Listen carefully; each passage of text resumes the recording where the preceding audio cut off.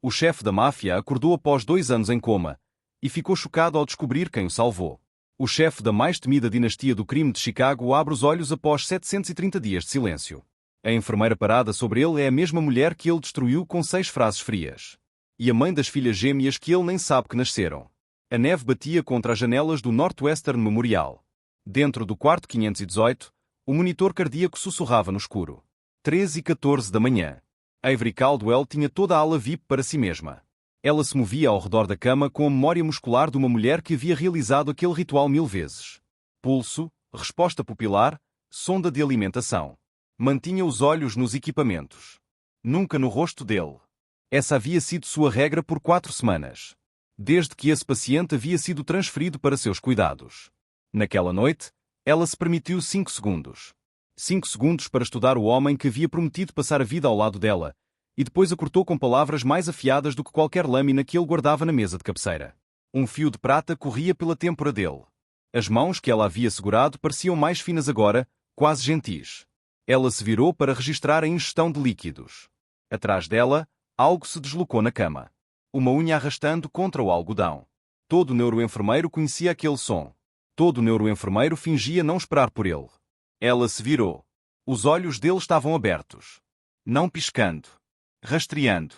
Umidos com as lágrimas lentas e estranhas de um corpo lembrando como ser um corpo novamente. A caneta caiu dos dedos dela. Avery. A voz dele era um destroço. Cascalho despejado por uma tela rasgada. Mas era inconfundivelmente ele. Ela não conseguia respirar. Você já segurou no peito o batimento cardíaco do homem que te despedaçou? Já assistiu a pessoa que quebrou sua vida voltar dos mortos? As pupilas dele deslizaram pelo rosto dela, pelo uniforme, pelo crachá, pelo estetoscópio na clavícula. E a confusão floresceu como um hematoma lento. Por que está vestida assim? Ele ralou. Avery. Me diga por que está vestida assim. Ela se agarrou ao treinamento como uma nadadora se afogando. Você está no Northwestern Memorial. Ficou inconsciente após uma colisão de veículo. Tente não se mover. Não. A mão dele se contorceu. Não me chame de senhor. Sou eu. Voltei de Gibsons ontem à noite e você não estava na cama. Gibsons. O restaurante na Rue Street. 2 anos e 7 meses atrás. 4 meses antes da manhã em que ele ficou parado na janela da cobertura e disse a ela que havia sido um experimento, uma prática em fingir ser humano. Sua visão se estreitou em um único ponto brilhante.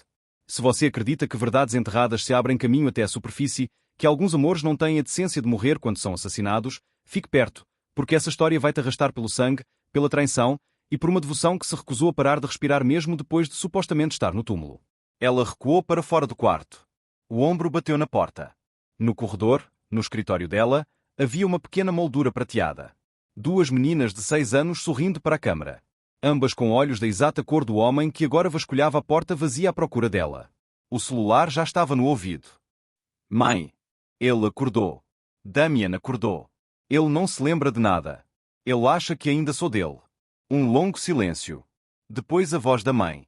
A mesma voz baixa e firme do dia em que os agentes do FBI vieram à porta 18 anos atrás dizer que o pai não voltaria para casa. Avery. Saia daquele corredor. Mas Avery não conseguia se mover. Pela janelinha da porta, ela conseguia vê-lo virar a cabeça, vasculhando o espaço vazio onde ela havia estado. A boca dele formava o nome dela. Repetidas vezes. Como um homem chamando para dentro de um poço para ver se ainda há alguém vivo no fundo. Para entender como ela chegou a esse limiar, essa colisão de todas as feridas que havia passado 2 anos e meio costurando, é preciso voltar atrás. Até a noite em que o horizonte de Chicago brilhava atrás de uma mulher que ainda não sabia que toda a sua vida estava prestes a ser incendiada pelo homem que ela mais amava no mundo. 2 anos e 7 meses antes. A cobertura no 78º andar da Lancashire Drive Tower pertencia a um homem cujo nome ninguém em Chicago ousava sussurrar muito alto. De suas janelas do piso ao teto, o lago Michigan se estendia como uma laje de vidro preto sob a lua de dezembro. As luzes da roda gigante da Navy Pier giravam devagar ao longe. Um brinquedo de criança visto do paraíso. Avery Caldwell, 25 anos, estudante do último ano da Faculdade de Enfermagem da Universidade de Chicago, estava de pés descalços no piso de mármore aquecido de uma cozinha que custava mais do que a casa da mãe em Naperville. Mexia guancial numa frigideira de cobre e cantarolava algo desafinado. Havia-o conhecido 1 ano antes, numa arrecadação de fundos de um hospital onde ele se apresentou simplesmente como Damian Cross, da Cross Holdings, e onde havia passado a noite toda perguntando ela sobre protocolos de UTI pediátrica como se as respostas fossem a coisa mais fascinante que ele havia ouvido. Ela não sabia então quem ele realmente era. Descobriu 3 meses depois, quando abriu a gaveta errada da mesa de cabeceira e viu a pistola mate preta repousando sobre um pano de veludo dobrado. Quando ouviu um homem na porta do escritório chamá-lo de chefe com uma voz que tremia. Ela havia dado uma longa caminhada ao longo do lago naquela tarde. Pensou no pai. Agente especial Robert Caldwell, FBI, morto numa operação contra o tráfico em Detroit quando ela tinha 12 anos. Pensou no homem que voltava para ela todas as noites e colocava as mãos frias nas bochechas dela e perguntava se ela havia comido naquele dia. Ela havia decidido. Amava o homem, não o trabalho. Nunca o trabalho. E nunca contaria à mãe quem Damian Cross realmente era. 2 braços deslizaram ao redor da cintura dela. Uma boca encontrou a curva do ombro. Você sabia, ele murmurou contra a pele dela, que você é a única coisa na minha vida que faz tudo isso significar algo. Ela riu. Você diz isso para todas as futuras enfermeiras? Só para uma. A que vou me casar. Ela se virou nos braços dele. Ele ainda estava no terno. A gravata afrouxada, a pequena cicatriz na borda da mandíbula captando a luz quente da cozinha. Por um longo momento, eles simplesmente se olharam. Da forma como as pessoas se olham quando acreditam que têm todo o tempo do mundo. O celular dele vibrou contra o balcão de mármore. Ele olhou para baixo. Uma única linha na tela. Chefe. Situação. Bianchi sabe dela. Os braços ao redor dela enrijeceram.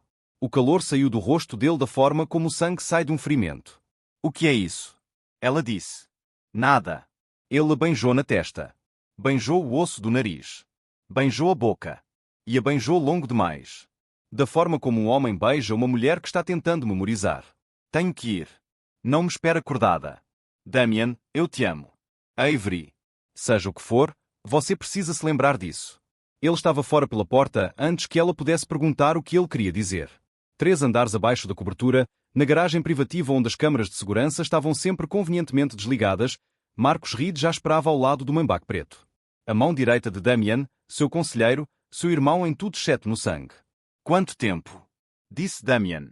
3 dias, disse Marcos. Salvatore Bianchi tem homens sobre ela desde terça-feira. Têm fotografias dela saindo da escola de enfermagem. Ela numa parada de ônibus na Wabash. Ele ergueu o celular. Uma única imagem. Avery rindo. Um livro didático tocado sob o braço. Um ponto de laser vermelho, não maior que uma moeda, repousando sobre a têmpora dela. Por baixo, uma mensagem. Sua mulher ou sua família? Escolha. O punho de Damian desceu sobre o capô do Maybach com força suficiente para amassar o aço. Se esse filho da puta colocar a mão nela, vou queimar Lincoln Park até o chão. Vou queimar o túmulo da mãe dele. Chefe. A voz de Marcos era uma suavidade cuidadosa e calibrada. O tipo de suavidade que um homem pratica na frente de um espelho. Se você for para a guerra, ele a mata antes de você chegar a ele. Você sabe disso. Você tem um movimento. Um único. Faça o mundo acreditar que ela não importa para você. Faça ela acreditar nisso. Então ele não tem nada para tomar. Damian ficou parado na luz neon fria da garagem por muito tempo.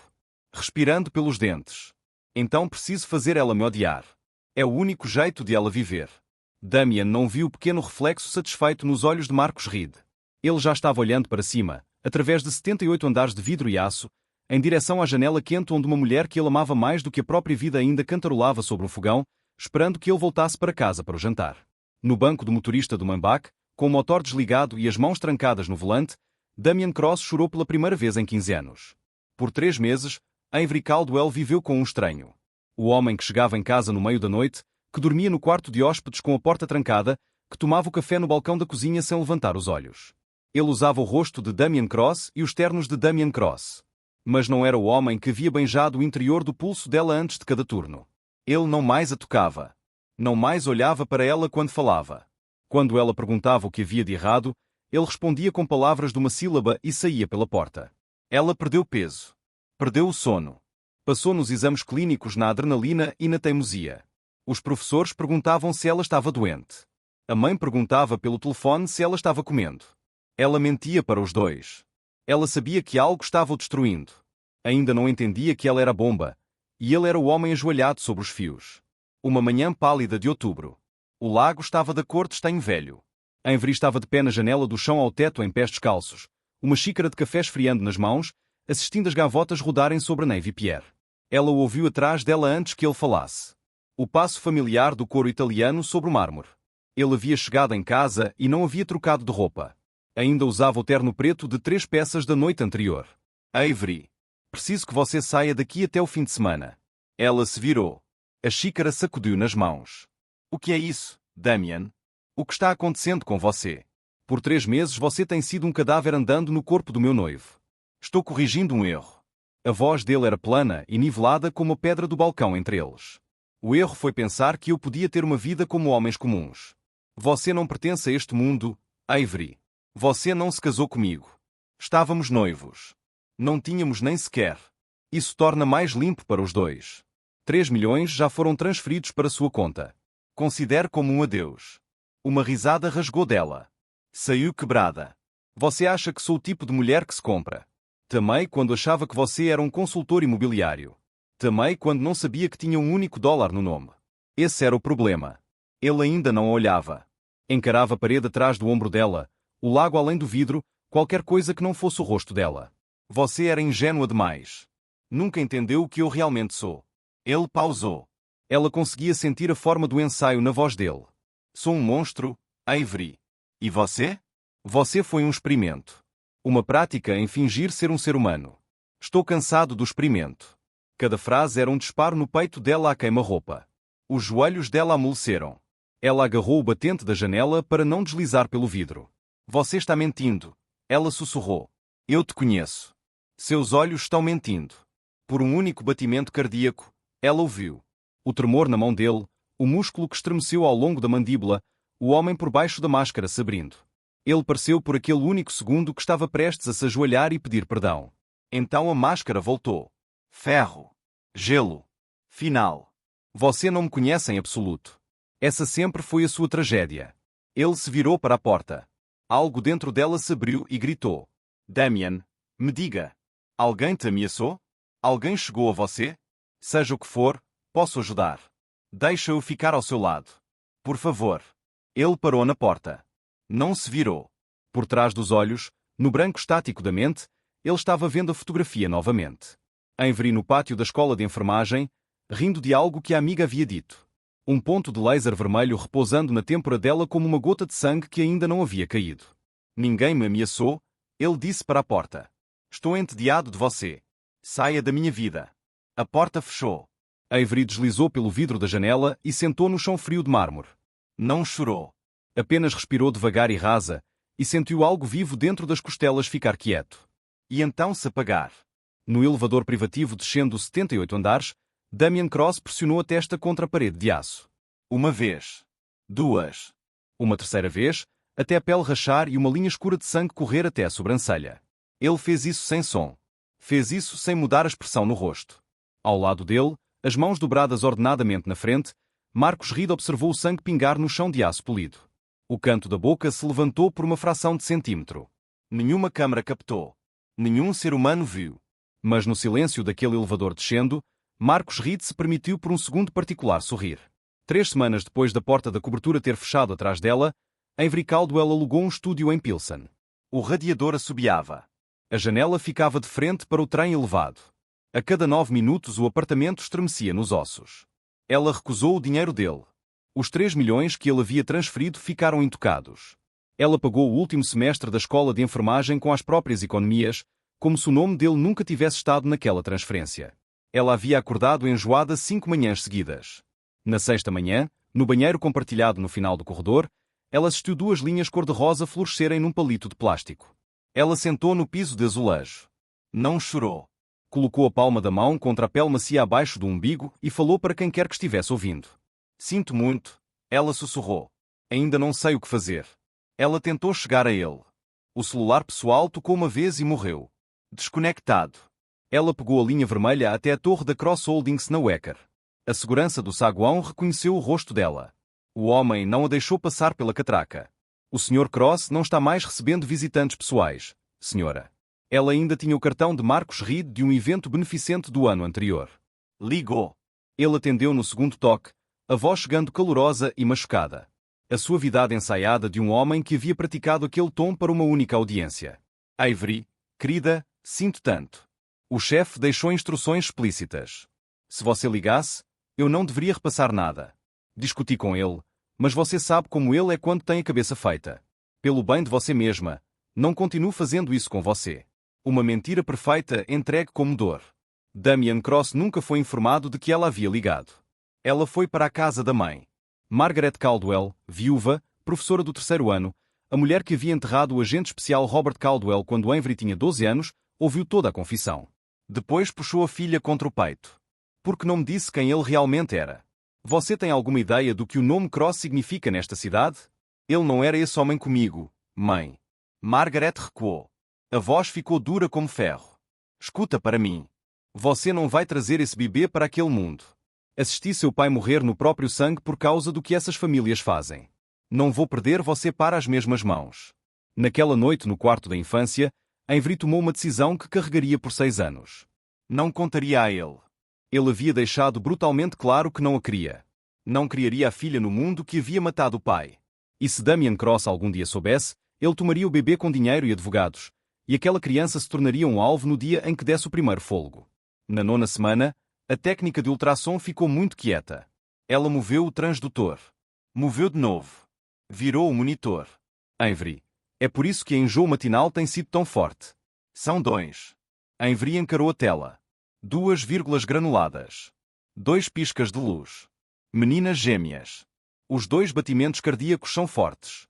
Ela chorou pela primeira vez desde a manhã na janela da cobertura. Não de dor. A mão pressionada contra o vulto do abdômen. 2. Ela sussurrou. 2 corações. 3 dias depois, na sala de estar da mãe, o telejornal rolou pela tela. Breaking. Executivo bilionário Damian Cross em estado crítico após colisão individual na rodovia I-90. O controle remoto escorregou dos dedos dela. Ela colocou as 2 mãos no estômago. Seu pai, ela disse quietamente para as 2 pequenas vidas respirando dentro dela, acabou de desaparecer deste mundo de uma forma diferente. Ela não chorou por ele. Não havia mais nada para gastar. Mas em algum lugar abaixo das costelas, algo pequeno e teimoso que havia se recusado a enterrá-lo quietamente ficou imóvel. E se deitou ao lado do resto de seus mortos. 2 anos passaram. Lily Caldwell chegou primeiro, com 35 semanas, pesando 2,2 kg. A Zella seguiu 8 minutos depois, 2 kg exatos. Ambas as meninas vieram gritando, os punhos fechados, os pulmões furiosos. Ambas abriram os olhos pela primeira vez na manhã seguinte sob as luzes de aquecimento da UTI neonatal e revelaram a mesma cor impossível. O cinza fumaça de um lago de inverno antes da neve. O cinza exato do homem que a mãe delas se recusava a nomear em voz alta. Margaret Caldwell vendeu a casa em Naperville. Comprou um 2/4 em Pilsen, 4 quarteirões da filha, e se tornou a mulher que lavava mamadeiras, dobrava bodysuits e cantava o mesmo ninar que a própria mãe havia cantado sobre o berço de um jovem Robert Caldwell. Avery terminou a certificação quando as gêmeas tinham 10 meses. O Northwestern Memorial a contratou para o andar médico-cirúrgico. 18 meses depois, foi promovida a enfermeira-chefe da Unidade de Cuidados Intensivos Neurológicos. A mais jovem na história do hospital. Porque ela fazia algo que nenhum dos funcionários mais experientes conseguia explicar. Ela trazia pacientes de volta. Pacientes que outros haviam desistido. Ela falava com eles. Lia para eles. Rastreava os menores frêmitos de um dedo indicador e construía protocolos de tratamento ao redor deles. Ela não contava a ninguém porque era boa nesse trabalho. Não dizia em voz alta que havia passado 3 meses vivendo com um homem fisicamente presente e completamente ausente. Ela conhecia o silêncio do outro lado de um corpo sem resposta. Havia amado alguém preso dentro dele. Quando as meninas tinham 6 anos, as personalidades delas haviam-se firmado como concreto. Lily era a mais velha por 8 minutos e a artista da família. Desenhava em toda a superfície que aceitasse tinta. Observava rostos da forma como meteorologistas observam o céu. Mamãe, ela disse certa noite no jantar, levantando o queixo de Avery com um dedo manchado de tinta. Hoje você está triste no lado direito do coração. Não o lado esquerdo. O direito. A Zella era a cientista. Havia lido a cópia da biblioteca infantil de O Cérebro Humano até a lombada cair e Margaret ter que repará-la com fita crepe. Mãe, ela anunciou escalando na cama. Você sabia que o cérebro ainda ouve enquanto está dormindo? É por isso que você acorda ao ouvir seu nome. Ambas as meninas sabiam que o pai era o homem na única fotografia. A que a mãe guardava na estante, tirada na promenade da Navy Pier, o braço dele ao redor da cintura dela, os 2 pescando sob um sol de verão. Avery havia dito as mesmas palavras toda vez que perguntavam. Seu pai e eu nos amávamos muito. Mas às vezes adultos não conseguem ficar juntos, mesmo quando se amam. Ele não sabe que vocês existem. Se soubesse, Amaria vocês mais do que o são inteiro. Lily sempre fazia a mesma pergunta de acompanhamento. Então por que você não conta a ele? Porque às vezes manter as pessoas que você ama seguras significa não contar. Azel fazia uma pergunta diferente. Ele ainda está vivo? Avery pausava por um longo momento. Não sei, querida. Ela sabia. Ou meio que sabia. Tarde da noite, depois que as meninas dormiam, ela havia lido cada comunicado de imprensa que a Cross Holdings havia emitido em 2 anos. Damian Cross retirou-se da vida pública devido a considerações de saúde em andamento. Marcus Reed havia se tornado porta-voz da empresa. Vivian Cross, a mãe de Damian, a mulher que a imprensa financeira ainda chamava de Madame Cross em particular, detinha as ações controlantes e tomava as decisões reais. O próprio Damian havia desaparecido tão limpo quanto uma pedra jogada no lago. Uma terça-feira em abril, o Northwestern Memorial anunciou uma fusão de cuidados de longa duração com o St. Cordelia Group. Avery trabalhou até tarde aquela noite, revisando a lista de pacientes transferidos na mesa. O café meio frio ao lado do teclado. Ela rolou a coluna de nomes. O dedo parou em uma única linha. Cross, Damian. Masculino. 37 anos. Coma persistente. 24 meses. Suite VIP. Andar 14. Responsável pelo cuidado, enfermeira-chefe, UTI neurológica. A caneca escorregou da mão dela e estilhaçou no chão. O café se espalhou pelos azulejos numa onda lenta e escura. Ela não se moveu para limpar. Ficou encarando a tela por 15 minutos. Não respirou o tempo todo. Ele havia estado aqui. Nesta cidade, nesta rede hospitalar por 2 anos. E agora estaria sob as mãos dela. Ela podia recusar o caso. Conflito de interesses, histórico pessoal, qualquer número de palavras profissionais limpas. Deveria recusá-lo. Ela não recusou. Ela repousou os dedos contra a tela, contra o nome dele em letras brancas num campo azul claro. O que quer que você tenha feito a mim, ela sussurrou, não vou deixar você morrer sob minhas mãos. Na manhã seguinte, Avery entrou no 14º andar do Northwestern Memorial usando o mesmo uniforme de sempre, o mesmo crachá hospitalar preso ao peito, e uma calma que havia passado a noite inteira fabricando. 2 homens de terno preto estavam do lado de fora da porta da suíte de canto. Fones de ouvido. Coldres sob as jaquetas. Segurança da família Cross no hospital. Pago em particular. O mais alto deu um passo à sua frente. Este quarto é restrito, senhora. Avery ergueu o crachá. A voz não vacilou. Sou a enfermeira-chefe designada a este paciente. Se não me deixar entrar, seu paciente vai morrer por cuidados interrompidos. Explique isso a quem quer que assine seus contra-cheques. Uma segunda voz cortou por trás deles. Baixa, culta, com uma borda que podia fender osso. Deixem-na passar. Anthony. Vivian Cross saiu da suíte. 62 anos e vestida em Chanel cor creme. Cabelo platinado preso em um coque tão preciso que parecia esculpido. Um fio de pérolas cinzas na garganta. Ela usava a idade da forma como algumas mulheres usam joias caras. Visivelmente. Sem pedir desculpas. Ela estudou a Avery da forma como um joalheiro estuda uma pedra em busca de defeitos. Você é nova. Não a enfermeira Whitman. A enfermeira Whitman foi transferida. Sou Avery Caldwell. Vivian pausou por 3 segundos completos. O nome havia ressoado algo lá no fundo da memória. Uma breve conversa 2 anos e 7 meses atrás com um filho que havia mencionado uma jovem com aquele sobrenome apenas uma vez, casualmente. Da forma como homens fazem quando já decidiram guardar algo para si. Caldwell. A palavra foi afiada até uma ponta. É um nome familiar. Já nos conhecemos antes, senhorita Caldwell? Já teve algum tipo de relação com minha família? Avery manteve o olhar da mulher mais velha. Não piscou. Senhora Cross. Estou aqui para cuidar de um paciente. O passado não é relevante para esse trabalho. Vivian sorriu. Não havia nada caloroso nele.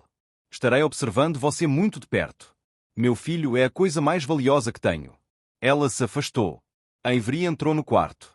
Ele estava mais magro do que ela lembrava. O cabelo escuro que ela havia enrolado nos dedos agora tinha fios de prata nas têmporas. O rosto, em repouso, parecia esculpido em pedra pálida. O terrível silêncio dele preenchia toda a suíte. Ela ficou no pé da cama por um minuto inteiro antes de conseguir se mover. Verificou os sinais vitais conforme o protocolo. Ajustou o soro. Registrou a ingestão de líquidos no prontuário. Então, porque fazia isso com cada paciente que havia trazido de volta do escuro, ela começou a falar com ele. A voz tremeu apenas na primeira palavra. Damian. Sou eu. Avery. Não sei se pode me ouvir. Não sei se alguma parte de você ainda está lá dentro escutando. Ela pausou. Se forçou a terminar. Mas se puder, Quero que saiba uma coisa. Não voltei aqui procurando você. Vivi bem sem você. Construí algo do qual me orgulho. Então não pense que me destruiu. Você só me forçou a me reconstruir do zero. Ela não mencionou as meninas. Ainda não. Por 3 semanas, ela executou os protocolos de coma mais agressivos que sua unidade permitia. Mozart em volume baixo durante a noite. Yeats lido em voz alta durante as rondas matinais, incluindo o poema que ele havia sussurrado para ela numa praia em Door County na noite em que pediu sua mão. Ela rastreava cada leitura. Assistia o EEG dele acender fracamente sempre que a voz dela entrava no quarto. Assistia o dedo indicador direito tremer no ritmo do metro do verso que ele havia uma vez recitado de memória. Não mostrava nada disso a Vivian. Numa noite perto das 8 horas, Marcos Reed entrou na suíte carregando um buquê de lírios brancos e um sorriso que havia praticado em espelhos. Ele parou quando a viu. Ivory, meu Deus! Que extraordinária coincidência! Os pelos dos antebraços dela se ergueram. Ela não conseguia explicar porquê. Ainda não. Ele ainda era o mesmo homem bonito e bem vestido que ela lembrava da gala beneficente. O mesmo calor, a mesma dor fácil nos olhos. Mas algo por baixo estava na temperatura errada. Sinto tanto, ele disse. Pela forma como o chefe te tratou. Ele nunca me deu uma razão. Tentei tirá-lo disso. Implorei a ele. Outra mentira perfeita. Ela acenou com cortesia. Voltou ao prontuário. Quando ele foi embora, ela abriu o pequeno caderno de couro na gaveta, o que guardava para coisas que não queria armazenar num servidor hospitalar, e escreveu uma única linha. Algo está errado com Marcos Reed. Observar. 2 noites depois, às 3h40 da manhã, ela ajustava o soro quando os dedos dele se fecharam devagar, deliberadamente, ao redor do pulso dela. As pálpebras estavam-se movendo. Ela bateu a palma no botão de chamada de emergência.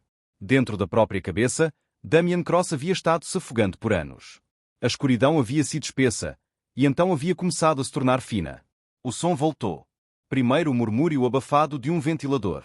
O pequeno batimento cardíaco mecânico de um monitor. A voz de uma mulher lendo versos de poesia que ele havia sussurrado na curva de um ombro numa praia em Door County. Então o cheiro. O fainte traço de magnólia e sabão hospitalar. Ele conhecia aquele aroma. Conhecia antes de conhecer o próprio nome. O perfume de Avery. Ele abriu os olhos. Ela estava ali. Uniforme verde pálido, o cabelo preso num coque, os olhos verdes arregalados e quase assustados.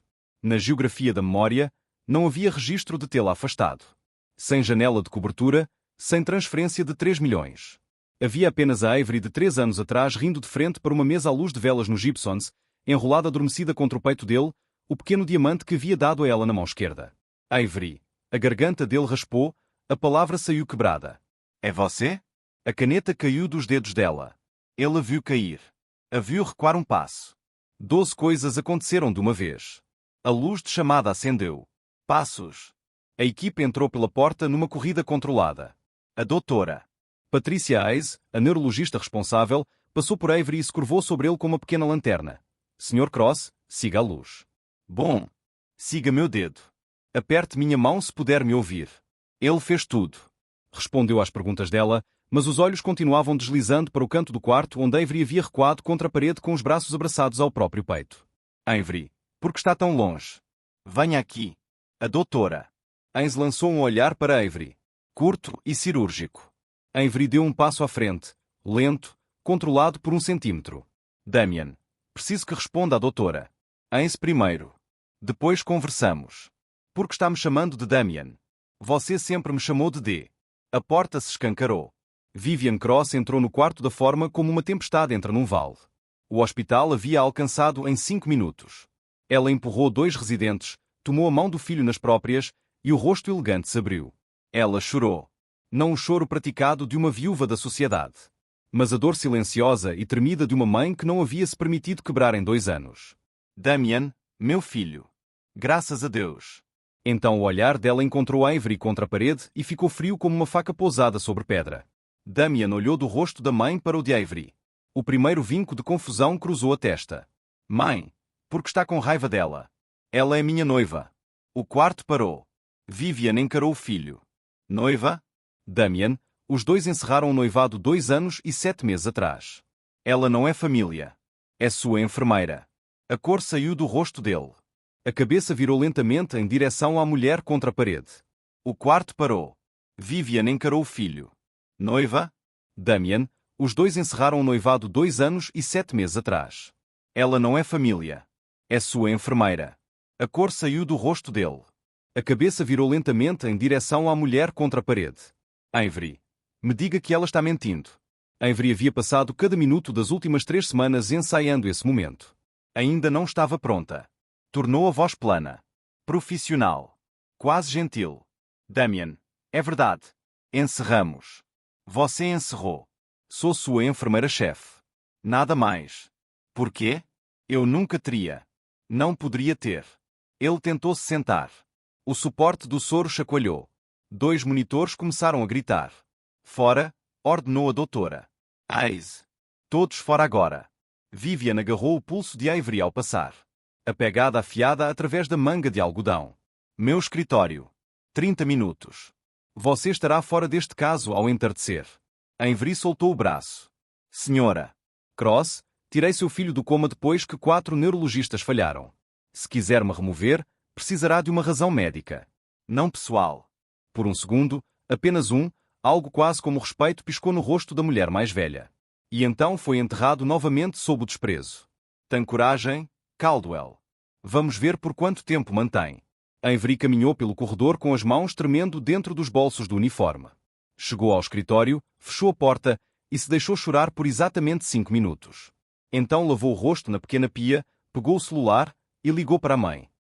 Mãe, é hora. Tenho que contar a ele sobre as meninas. E não sei como. Na manhã seguinte às 9 em ponto, Vivian Cross já estava sentada à cabeceira da mesa de conferência no escritório administrativo. Ela não havia sido convidada. Simplesmente havia chegado. Avery se sentou do outro lado com as 2 mãos planas na madeira polida. A doutora. Ace estava à esquerda. A diretora do hospital à cabeceira, oposta a Vivian. Vivian deslizou uma pasta manila espessa pela mesa em direção à diretora. As unhas platinadas perfeitas. A voz era um vento de inverno.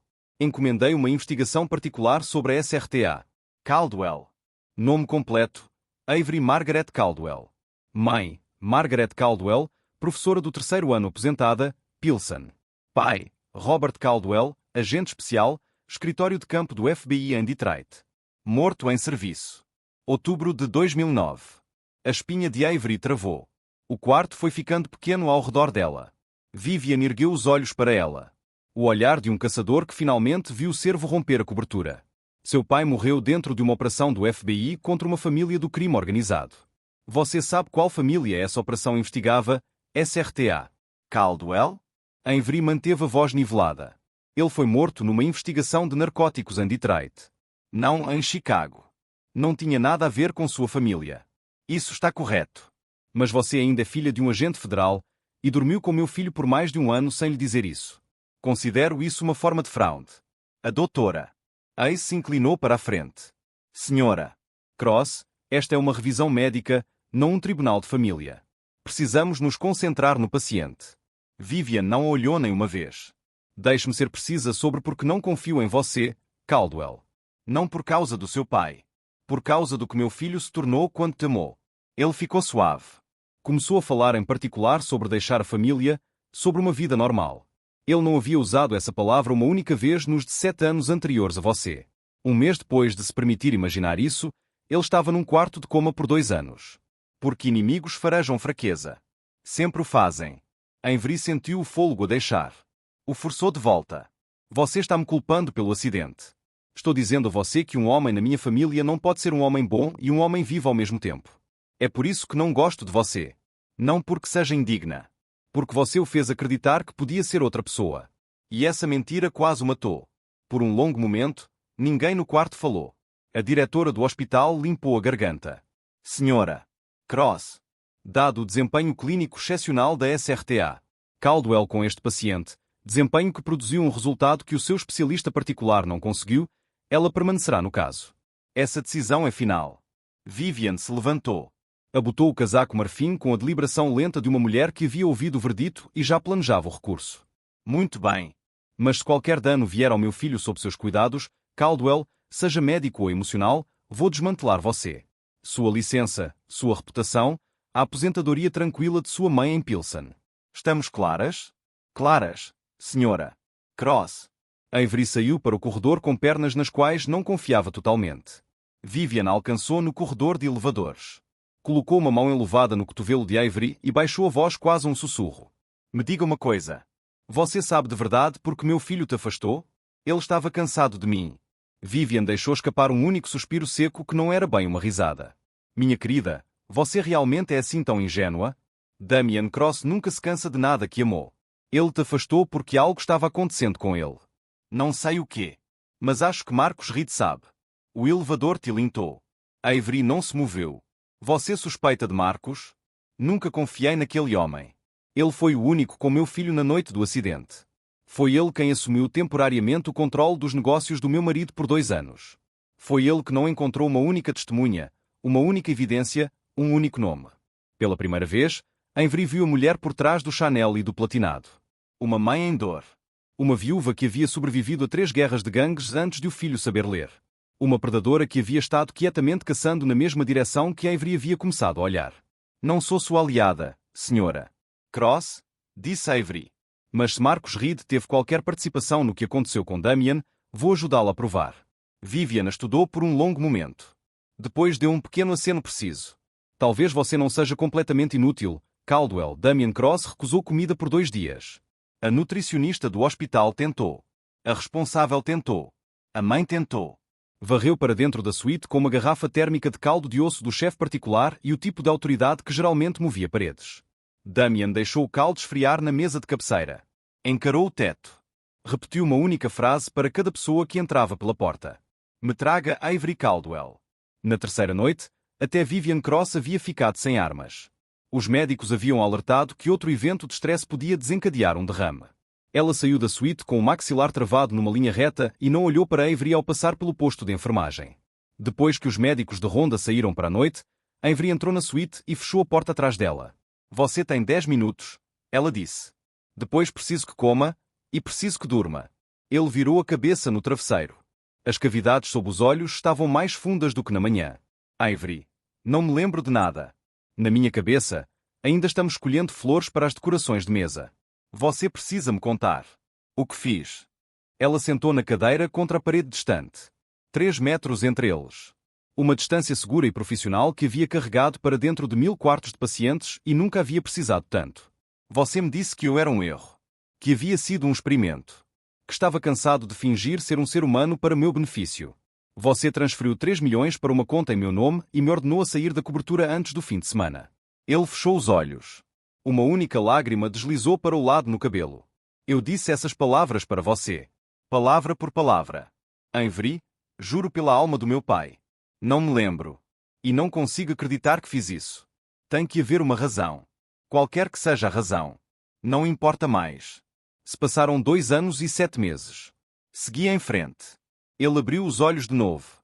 Havia algo cru neles para o qual ela não estava preparada. Você esteve com outro alguém?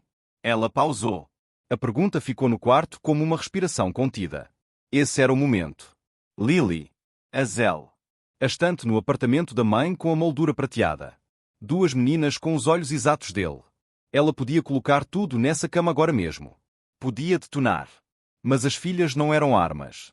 Ela não as deixaria entrar na vida desse homem como uma ferida usada para ganhar um argumento. Construiu uma vida, ela disse quietamente. É tudo que você precisa saber. Avery. Ele alcançou em direção a ela com a mão que não tinha soro. O braço tremeu com o esforço. Me deu uma chance de entender. Não estou pedindo que volte para mim. Só preciso saber por que fiz isso. Ela se levantou. Não sou sua terapeuta, Damian. Sou sua enfermeira. Você vai ter que encontrar as próprias respostas. Ela foi para a porta. Pausou. Não se virou. Pergunta à sua mãe. Pergunta Marcos. Pergunta qualquer um que estava com você na noite em que você saiu. Ele se sentou no travesseiro com uma agudez repentina que fez o monitor pitar. Marcos. Você se lembra da mensagem que ele mandou? Na noite no Gibsons. Você saiu para encontrá-lo. Foi a última coisa clara que lembrei. Talvez comece por aí. Ela fechou a porta suavemente atrás dela. No corredor, ela se encostou na parede fria, fechou os olhos e respirou por um minuto inteiro antes de confiar nas pernas novamente. Dentro da suíte, Damian Cross pegou o telefone de cabeceira e discou um número que não havia discado em 2 anos e 7 meses. O número pertencia a Theo Mancini, Um advogado italiano-americano quieto e impecável que mantinha um escritório num brownstone convertido na Dearborn Street e que havia, por mais de uma década, servido exatamente um cliente. Theo não era família Cross. Nunca havia carregado uma arma na vida. Era precisamente por isso que Damian o havia escolhido. Theo, me escuta. Preciso de um investigador particular. Não através de Marcos. Não através da minha mãe. O investigador nunca reporta à família. Só a você. Só a mim. Chefe. Uma longa pausa na linha. Tem certeza? Marcos foi a única pessoa ao meu lado na noite em que bati. Marcos estava administrando a minha casa por 2 anos. Marcos é o único vivo que sabia que eu estava me encontrando com Avery naquele fim de semana. Preciso de tudo. Financeiro, viagens, histórico, certidão de nascimento original, tudo. Entendido, chefe. Ele desligou e se recostou no travesseiro. A luz fluorescente zumbia fracamente pela janela do corredor. Em algum lugar no fundo da própria memória, bem abaixo da superfície, algo vermelho piscou. Um ponto de laser. Uma gota de sangue. Ele não conseguia alcançar. Avery, ele sussurrou para o quarto vazio. Vou encontrar. Prometo a você. Uma semana depois, Vivian Cross fez algo que ninguém em sua família ou nós inimigos poderia ter previsto. Ela dirigiu sozinha. Pela primeira vez em 20 anos, dispensou o motorista, tirou as chaves do Bentley prata do cofre no quarto e o conduziu para o sul pelo trânsito de Chicago até chegar a uma tipografia convertida numa rua tranquila em Pilsen. Subiu 2 lances de escadas estreitas em sapatos de $3.000 e bateu numa porta pintada de verde hospitalar. Margaret Caldwell abriu. O reconhecimento foi imediato. Margaret havia visto aquele cabelo platinado na capa da seção de negócios do Tribune vezes suficientes para saber exatamente quem estava no corredor. Senhora Cross. Margaret recuou e segurou a porta mais aberta. Entre. Vivian entrou numa pequena sala de estar que cheirava a canela e roupa limpa. Assimilou o sofá de veludo gasto, os livros de segunda mão, os certificados emoldurados de um pequeno distrito escolar, a prateleira barata onde uma fileira de fotografias de família ficava em molduras de tamanhos variados. Então os olhos pararam de se mover. Ela estava de pé fora da poltrona antes de perceber que havia se levantado. Atravessou o quarto em 4 passos rápidos e tirou uma moldura prateada da prateleira. 2 meninas. Retratos escolares. Sorrisos com dentes faltando combinando. Olhos cinza fumaça. O sangue saiu do rosto dela. Essas crianças. Margaret permaneceu calma. Havia-se preparado para essa conversa de alguma forma por quase 6 anos. São minhas netas. Lily e Azel. Têm 6 anos. Quem é o pai? A senhora sabe quem é o pai delas, senhora. Cross. Vivian se sentou novamente. Pela primeira vez em talvez 30 anos, ela não tinha uma única frase pronta dentro da cabeça. Avery as escondeu. Escondeu 2 das minhas netas do meu filho. Por 6 anos. A voz de Margaret não subiu, mas ficou mais afiada. Minha filha as manteve vivas. Damian a colocou para fora quando ela estava com 6 semanas de gravidez. Disse a ela que havia sido um experimento. 3 semanas depois, ela o assistiu na televisão em estado crítico. Ela tomou uma decisão que apoiei e que tomaria novamente. Não criaria as filhas dentro do mundo que matou o pai dela. Eu tinha o direito de saber. A senhora tinha o direito. A senhora, que nunca tentou encontrá-la, que nunca pediu desculpas pelo que seu filho fez naquela janela. Que direito a senhora imagina ter dentro da minha família? Vivian ficou em silêncio. E então a mulher que havia enterrado o marido, administrado um sindicato e encarado 2 intimações federais sem pescar chorou quietamente, sem drama. Lágrimas reais caindo sobre a seda cinza da blusa. Perdi meu marido por essa vida. Empurrei meu filho para dentro dela porque achei que não tinha outra escolha. E agora descubro que tenho 2 netas cuja mãe tenho chamado de indigna por 6 anos. O rigor dos ombros de Margaret afrouxou. Não totalmente. O suficiente. Quer conhecê-las? Não mereço. Mas sim. A porta da frente abriu. Uma jovem do programa pós-escola disse tchau e Lily e Azel entraram carregando as mochilas. Pararam no umbral da sala de estar. Ambas estudando a mulher desconhecida no sofá. Lily, a mais velha por 8 minutos, a leitora de rostos, avançou devagar. Inclinou a cabeça. Você está chorando por dentro do coração. Alguma coisa está errada. Vivian se abriu de uma forma que nenhum rival nos negócios jamais havia conseguido. Ela deslizou para a frente do sofá e desceu lentamente ao piso de pinho barato.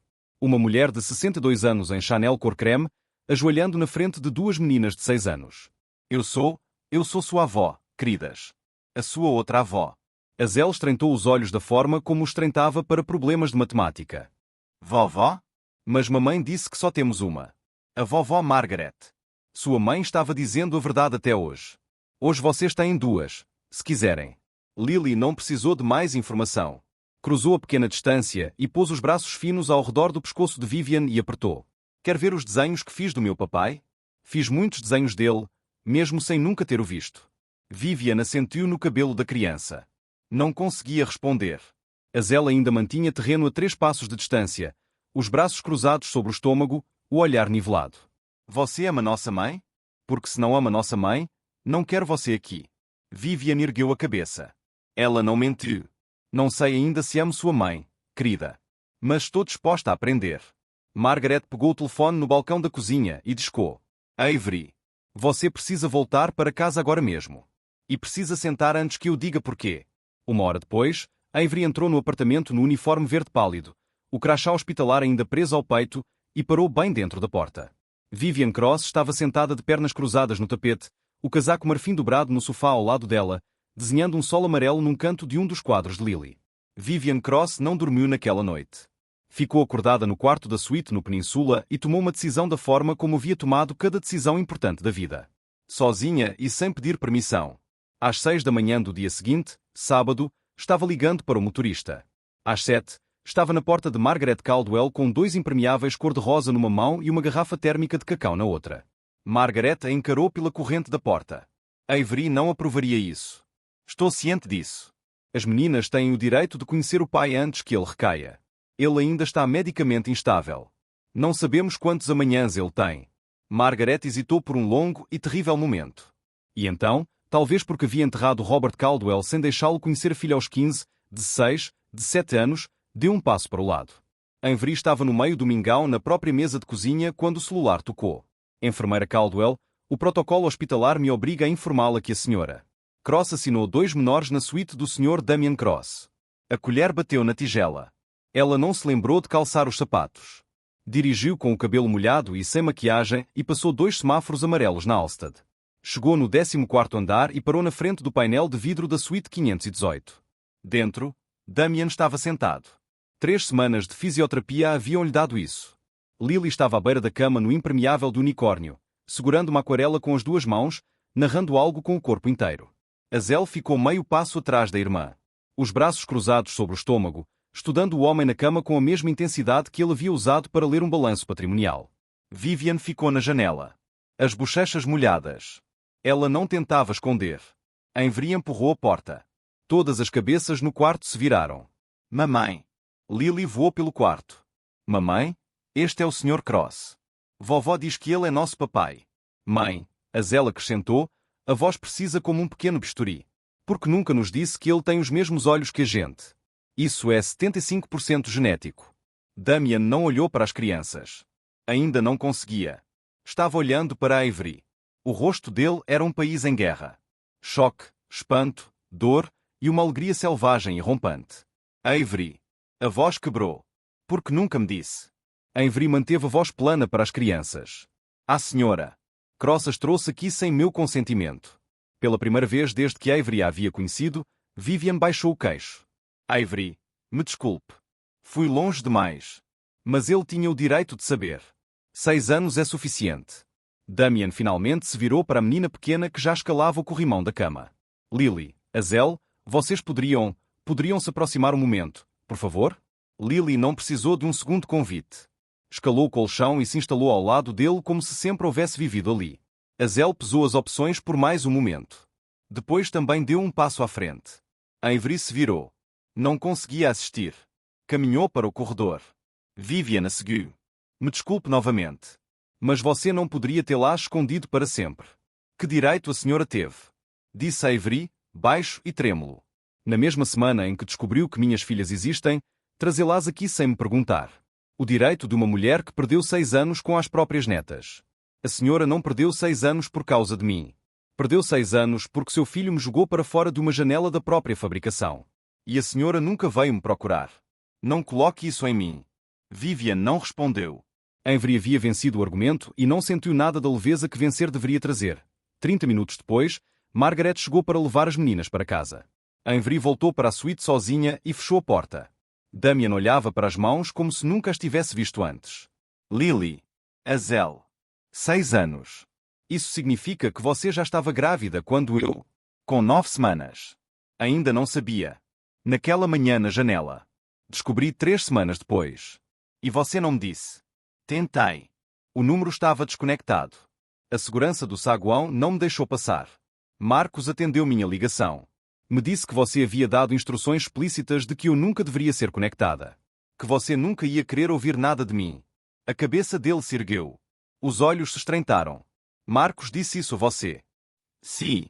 Nunca dei essa ordem. Sei disso agora. Mas na época, não havia como saber. E então você bateu. E o pai dela foi morto por uma operação do FBI contra uma família criminosa. Ela havia jurado não colocar as filhas dentro daquela vida.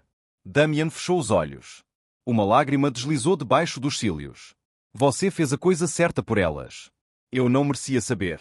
Não então. Ele abriu os olhos novamente. Mas me conte sobre minhas filhas. Então ela o fez. Lily, a pintora que lia rostos. Azel, a cientista com o livro da biblioteca com a lombada quebrada. As duas rezando toda a festa de aniversário nas velas pelo pai de uma única fotografia da Navy Pierre. Ele chorou silenciosamente o tempo todo que ela falou. Theo Mancini chegou ao Northwestern Memorial numa noite de domingo com uma pasta de couro sob o braço e um rosto que não havia dormido. Havia dito à recepção que era o advogado do paciente. Não havia dito que o conteúdo da pasta redesenharia o mapa das vidas de 3 pessoas. A porta da suíte 518 se fechou atrás dele. Chefe, temos um sério problema com Marcos. Damian, sentado contra os travesseiros com o foco nítido de um homem que havia passado a manhã reaprendendo os nomes das filhas, pousou o copo d'água na bandeja. Me diga. Theo abriu a pasta. O nome dele não é Marcos Reed. Marcos Reed é uma identidade de papel construída em 2010. O homem que você chamou de mão direita pelos últimos 12 anos nasceu Mikhail Volkov em São Petersburgo em 1985. O quarto ficou muito quieto. A família Volkov administrava heroína e armas pelo centro-oeste nos anos 90. Seu pai os eliminou em fevereiro de 1998. De acordo com o antigo arquivo do FBI, Sebastian deu a ordem de remover toda a linhagem. Misha tinha 13 anos. Sobreviveu porque se escondeu sob uma tábua de assoalho da cozinha por 26 horas. Theo virou uma página. Cirurgia plástica em Bucareste. 2009, maçãs do rosto, mandíbula, formato das orelhas, treinamento vocal. A identidade de Marcos Reed foi estabelecida em 2010. Cartões de crédito, uma transcrição universitária falsa, uma carta de recomendação bem posicionada de um homem que já estava morto. Ele se infiltrou na sua organização em 2014. Trabalhou seu caminho para cima ao seu lado por 12 anos. Damian não se moveu. Theo virou outra página. 48 milhões de dólares sangraram da Cross Holdings nos últimos 24 meses através de 3 empresas de fachada registradas em Bielorrússia e Chipre. Sua mãe não assinou nada. As assinaturas são falsificadas. São boas. Teriam resistido se ninguém o houvesse perguntado. E na noite em que ele foi o único que sabia seu percurso. Ele enviou a você a mensagem no Gibsons. O relatório forense original sobre o veículo foi selado. Mandei reabri-lo por um engenheiro independente na semana passada. A linha de freios havia sido parcialmente seccionada. Não toda. Apenas o suficiente para falhar em velocidade de rodovia na chuva. O punho de Damian desceu na bandeja de rolos. O copo d'água pulou. Ele matou meu pai. Não. Meu pai matou a família dele. E ele esperou 24 anos para recuperar, peça por peça. Tem mais uma coisa, chefe. A voz de Theo caiu. Ele tem estado em contato regular com Salvatore Bianchi pelos últimos 3 anos. Linha criptografada. Celulares descartáveis. Ele estava na folha de pagamento de Bianchi enquanto sacava dinheiro da família Cross. As peças se encaixaram na cabeça de Damian com o clique lento e nauseante de um ferrolho deslizando no lugar. A noite nos Gibsons. A mensagem. Bianchi sabe dela. Não havia sido um vazamento. Marcos havia entregue a fotografia de Avery ao próprio Bianchi. A ameaça contra ela havia sido orquestrada. O empurrão para fazê-la ir embora havia sido orquestrado. O acidente na I-90 havia sido orquestrado. Uma operação. 3 objetivos. Privar Damian da mulher que o suavizou. Privar a família de Damian. Desviar 48 milhões enquanto uma mãe enlutada e um filho em coma estavam quebrados demais para contar. A voz de Damian quando veio era muito quieta. Theo. Ninguém deve saber que acordei de verdade. O comunicado público permanece o mesmo. Emergiu do coma gravemente prejudicado. Sem consciência clara. Preciso que Marcos acredite que ainda sou inofensivo. Entendido. Naquela noite, Damian tomou uma jogada deliberada e perigosa. Pediu a Avery para trazer Lily e a Zell para uma visita fora do horário na suíte. Não ocultou o pedido.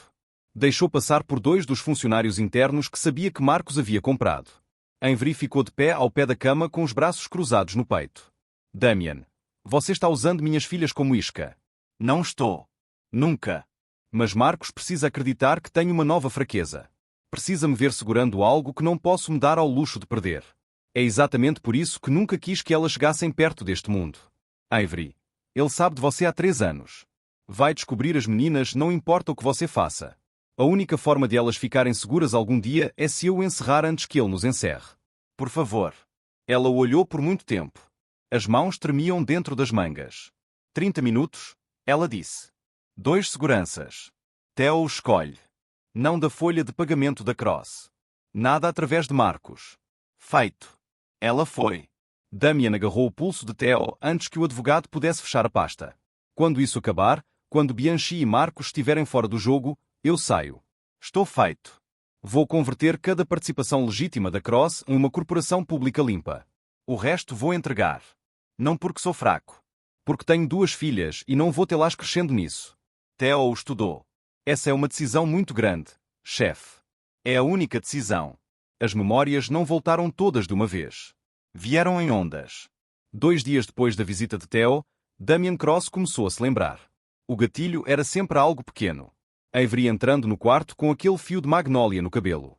O riso de Lily enquanto ficava de pé numa cadeira para desenhar no pequeno quadro branco sobre a cama.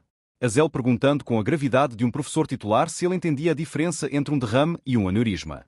Cada detalhe destravava um corredor na cabeça. Ele não havia sido autorizado a entrar por quase 3 anos.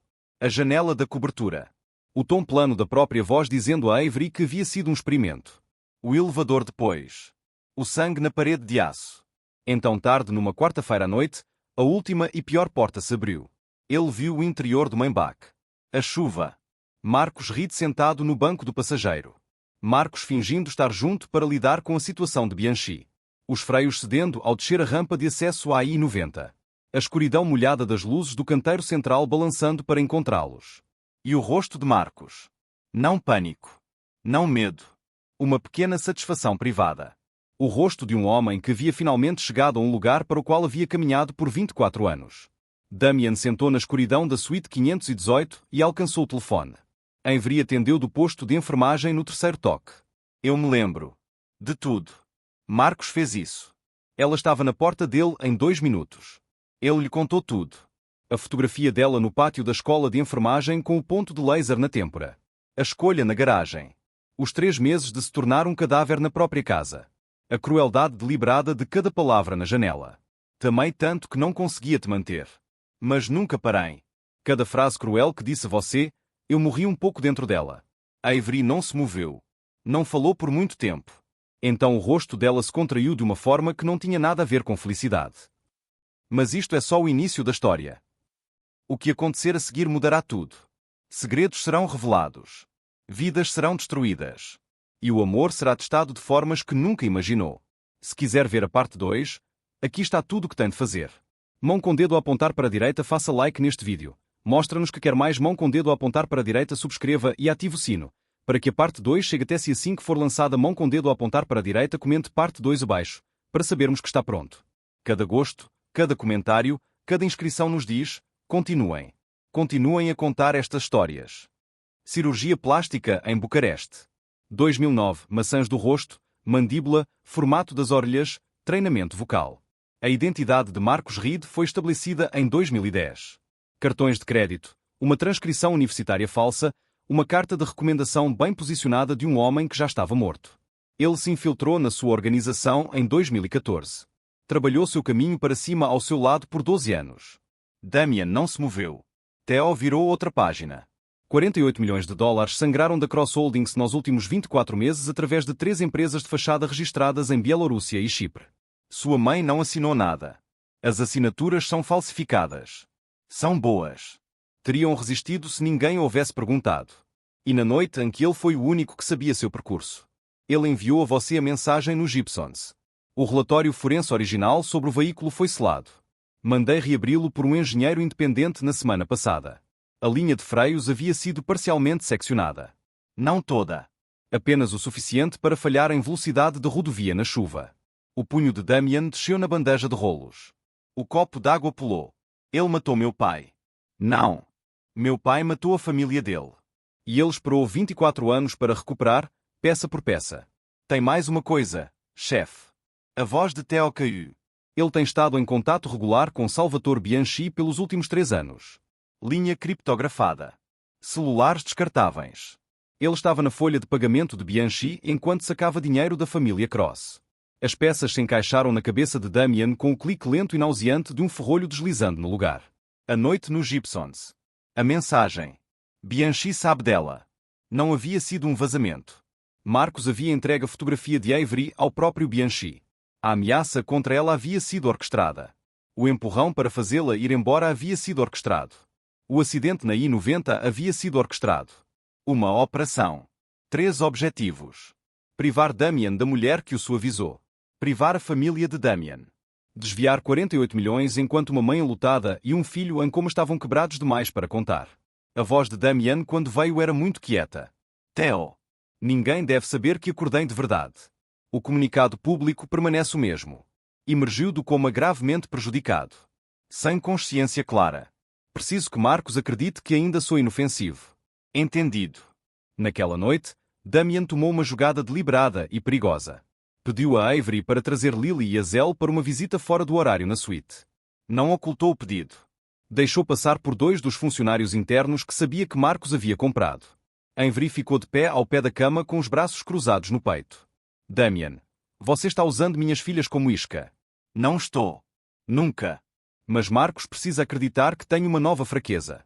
Precisa me ver segurando algo que não posso me dar ao luxo de perder. É exatamente por isso que nunca quis que elas chegassem perto deste mundo. Avery, ele sabe de você há 3 anos. Vai descobrir as meninas, não importa o que você faça. A única forma de elas ficarem seguras algum dia é se eu o encerrar antes que ele nos encerre. Por favor.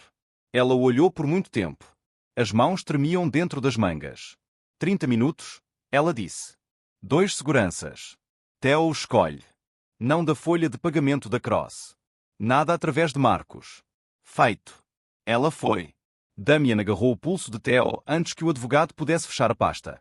Quando isso acabar, quando Bianchi e Marcos estiverem fora do jogo, eu saio. Estou feito. Vou converter cada participação legítima da Cross em uma corporação pública limpa. O resto vou entregar. Não porque sou fraco. Porque tenho 2 filhas e não vou tê-las crescendo nisso. Theo o estudou. Essa é uma decisão muito grande, chefe. É a única decisão. As memórias não voltaram todas de uma vez. Vieram em ondas. 2 dias depois da visita de Theo, Damien Cross começou a se lembrar. O gatilho era sempre algo pequeno. Avery entrando no quarto com aquele fio de magnólia no cabelo. O riso de Lily enquanto ficava de pé numa cadeira para desenhar no pequeno quadro branco sobre a cama. Azel perguntando com a gravidade de um professor titular se ele entendia a diferença entre um derrame e um aneurisma. Cada detalhe destravava um corredor na cabeça. Ele não havia sido autorizado a entrar por quase 3 anos. A janela da cobertura. O tom plano da própria voz dizendo a Avery que havia sido um experimento. O elevador depois. O sangue na parede de aço. Então tarde numa quarta-feira à noite, a última e pior porta se abriu. Ele viu o interior do Maybach. A chuva. Marcos ri sentado no banco do passageiro. Marcos fingindo estar junto para lidar com a situação de Bianchi. Os freios cedendo ao descer a rampa de acesso à I-90. A escuridão molhada das luzes do canteiro central balançando para encontrá-los. E o rosto de Marcos. Não pânico. Não medo. Uma pequena satisfação privada. O rosto de um homem que havia finalmente chegado a um lugar para o qual havia caminhado por 24 anos. Damien sentou na escuridão da suíte 518 e alcançou o telefone. Avery atendeu do posto de enfermagem no 3º toque. Eu me lembro. De tudo. Marcos fez isso. Ela estava na porta dele em 2 minutos. Ele lhe contou tudo. A fotografia dela no pátio da escola de enfermagem com o ponto de laser na têmpora. A escolha na garagem. Os 3 meses de se tornar um cadáver na própria casa. A crueldade deliberada de cada palavra na janela. Tamei tanto que não conseguia te manter. Mas nunca parei. Cada frase cruel que disse a você, eu morri um pouco dentro dela. A Avery não se moveu. Não falou por muito tempo. Então o rosto dela se contraiu de uma forma que não tinha nada a ver com felicidade. Mas isto é só o início da história, O que acontecer a seguir mudará tudo. Segredos serão revelados. Vidas serão destruídas. E o amor será testado de formas que nunca imaginou. Se quiser ver a parte 2, aqui está tudo o que tem de fazer. Mão com dedo a apontar para a direita, faça like neste vídeo. Mostra-nos que quer mais. Mão com dedo a apontar para a direita, subscreva e ative o sino, para que a parte 2 chegue até si assim que for lançada. Mão com dedo a apontar para a direita, comente parte 2 abaixo, para sabermos que está pronto. Cada gosto, cada comentário, cada inscrição nos diz: continuem. Continuem a contar estas histórias.